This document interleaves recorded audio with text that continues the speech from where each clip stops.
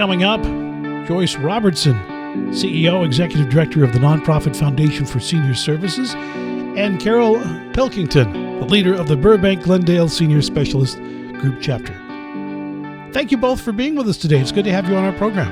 Thanks so much, Larry. We're glad to be joining you and help shed some light on what the foundation does in caring for seniors and their families to live well as they age well. All right, let's start with a definition.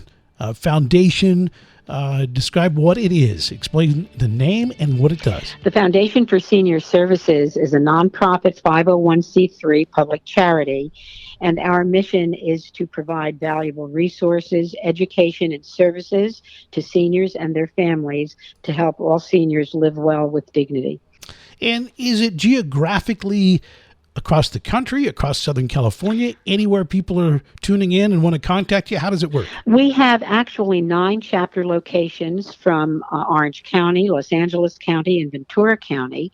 And we have specialized chapters and specialists, 300 plus of them, that serve at various capacities. And we're also affiliated with the Village to Village nationwide network, so we can provide resources and give resources to states outside of California as well. We're talking about the Nonprofit Foundation for Senior Services. Carol, over to you for a moment here. You're the leader of the Burbank-Glendale Senior Specialist Group Chapter and a key member of the Foundation's Advisory Council. Tell us what you do.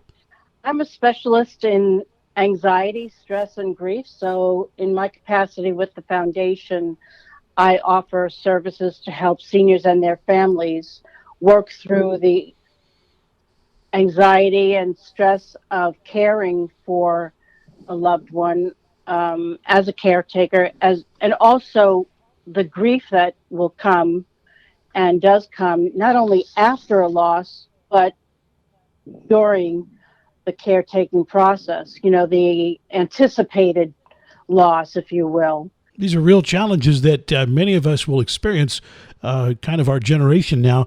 At a certain age, we have a loved one who's a parent or a relative that we're actually overseeing their care. And there can be some challenges. There can be some great days. It sounds like you really are providing some support to that. Back to Joyce. Joyce, there's a real need for what you do, isn't there? There's a huge need. Just to give you just a figure, if you think of today, there are 7 million seniors over the age of 65, and by 2030, that's projected to go to 12 million. And we get calls into our call center all the time asking for those services that you just described from the families, not knowing how to prepare for their elders and what kinds of services are out there and available. So we're able to bring forth all of those educational programs and those services and options in the community. And we partner with a lot of organizations as well, like Alzheimer's and others, so we can pool our resources and be that centralized source and locally put out those services to the communities that we serve through those chapters that I mentioned. We currently have 9. We started with 1 about 3 years ago, and we're organically growing. So the need is clearly there. Joyce and Carol, through COVID, did things kind of shift a bit? It seems like families who might have had external help coming in kind of thought, well, wait a second, maybe I don't want somebody coming in with my 95-year-old, mom every day, and maybe they'll bring COVID in. Families may have done more of the care themselves. Did you notice that, Joyce? Absolutely. Into our call center, we got so many calls. Just for example, people that were waiting for their Meals on Wheels and they couldn't get through, or people that no longer had in-home care services coming in because of COVID and being afraid either to have the family exposed or certain organizations not being willing to go in. So we saw a huge increase on getting information and education. We started many virtual sessions. In fact, many of our chapters could no longer meet in person. So virtually, we do many programs on a weekly basis of education, and we try to connect people with those that they can actually work with that are COVID certified, if you will. But it's been a major challenge and quite an increase. Carol, I know you've seen that too in the loneliness and isolation. Yes, absolutely. In fact, over this past 18 months, one of the biggest things that we concentrated on with bringing the various senior groups together was on how to cope with the isolation, the anxiety, and the loss of connection, both in person and helping people deal with, not being able to hold one another, not to be able to see one another in person. It's been really challenging for many. And add to that the fact that some in this generation are not technically as savvy as their younger counterparts who quickly adapted to Zoom and, FaceTime and things like that. You really need to take some extra time to help that relative along, don't you? Oh my goodness, Larry, we have such a gap in the digital divide with seniors, and we have put forth a program to actually help them learn how to get onto Zoom or get onto the internet.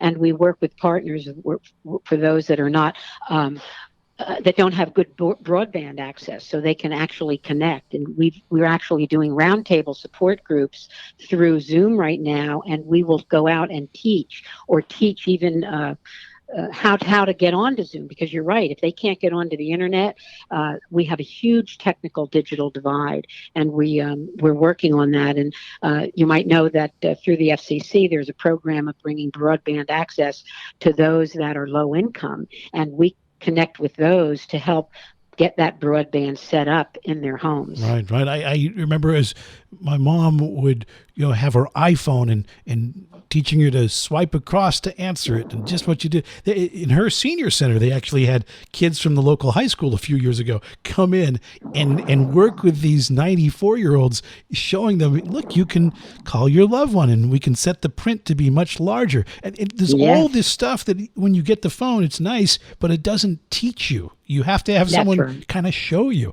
We have just a little time remaining, so let's list off some of the resources that are available and then how people access them. If you're just tuning in, we're talking about programs available through the Foundation for Senior Services. Joyce, list off some of the specific programs available and how our listeners can get there. Well, our website is www.foundationforseniorservices.org. And you can always go onto our website and our event calendar to sign up for all of our educational programs and events. And they range from everywhere to emotional wellness, financial wellness, care management, chronic disease, and so on. And you can call our call center anytime at 855-836-0807 and be a part of asking for those services directly, asking for a specialist at any time, or a service provider that you can also find on our website. Right. Again, the website is www.foundationforseniorservices.org. Are there any fees involved? Many of our services are free to the community. Most of the education that we do and the roundtable support groups that we bring together. On occasion, there may be some fees from our service providers, and those are scalable based on ability to pay if we're getting into things of a little more depth in terms of advanced planning care and things of that nature, or in-home care. But for the most part, as a nonprofit, we look for funding and donations through grants, and we do want to keep the programs free for the senior community. And there's so many things that our seniors have access to that they don't know about.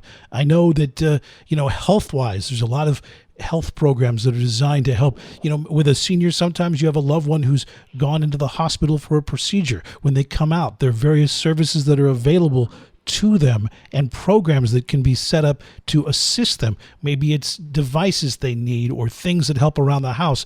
All this is out there, but people have to know how to connect to them, don't they?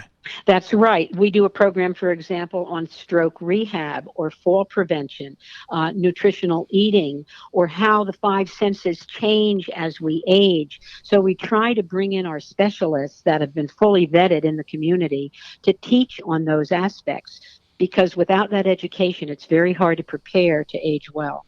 Yeah. Is a lot of the people who utilize your services, are they the caregivers themselves rather than the senior? Is it the one who's setting up their home living and what they need and dealing with the challenges day to day? Exactly. Our specialists like Carol, they are all giving care of one sort or another, just like you mentioned, in-home care, counseling services, how to find a housing assisted living that will work best for the parent.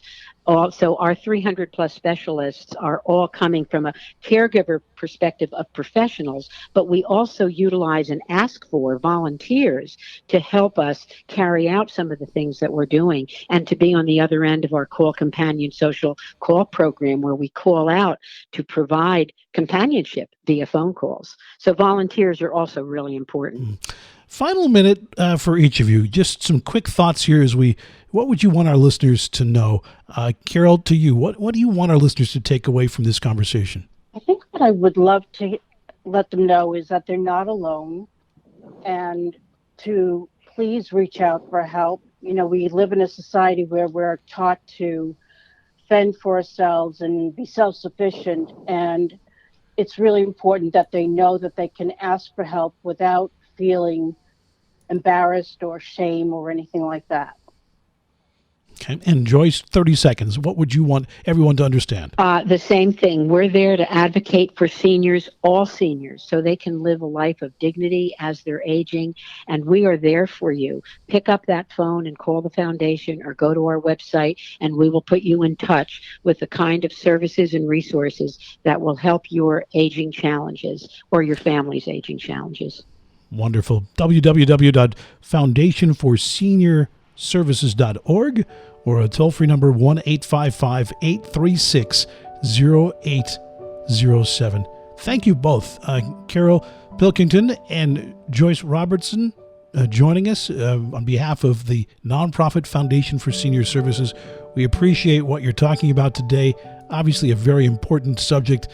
And we're all going to get there. I mean, either, we're going to get to the point where we need to navigate care for a loved one, or someone's going to need to navigate our care. And there's so many things.